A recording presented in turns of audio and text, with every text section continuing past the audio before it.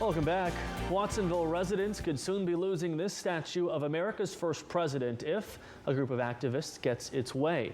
This bust of George Washington sits in the city plaza just down the street from City Hall. It's been there since 2001, but these activists say public property is no place for someone they're calling, quote, the epitome of white supremacy.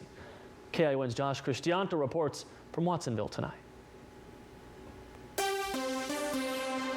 The group Revolunists says Washington's ties to slavery and the oppression of indigenous peoples disqualify him from being honored in a city plaza meant for all people to enjoy. But not everyone in the city agrees with that point of view. President George Washington famously once said, "It is better to be alone than in bad company." 200+ years later, the founding father has perhaps found himself in just that situation.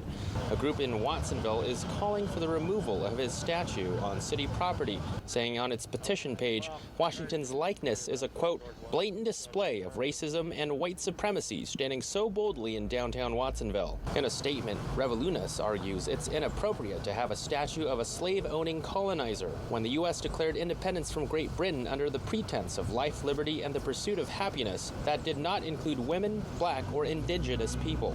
Now, organizers are circulating a Change.org petition calling for the removal of Washington's bust. It's already gained almost 1,000 signatures and the attention of the city. We have received some of the concerns from community members regarding the statue's placement in the plaza. The city is taking the concerns seriously, placing the question of removal before the Parks and Recreation Commission in August to allow for community input. George Washington holds a very, I think, prestigious title as first president, and I believe that if he condoned or used slavery, it was a result of the times. Others believe Washington should be honored as a founding father of the country and that tearing down history would be wrong. Generally, I feel that they're pieces of history, whether they're positive or negative.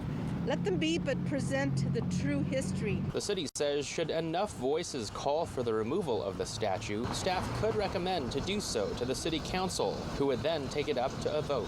We hear the concerns that are being raised, and we think it's important that we facilitate a process for having that discussion. Organizers of the petition say instead of Washington, they'd like for the community to be a part of who they would like to honor in public places. Reporting in Watsonville, Josh Cristianto, KIO News Channel 546.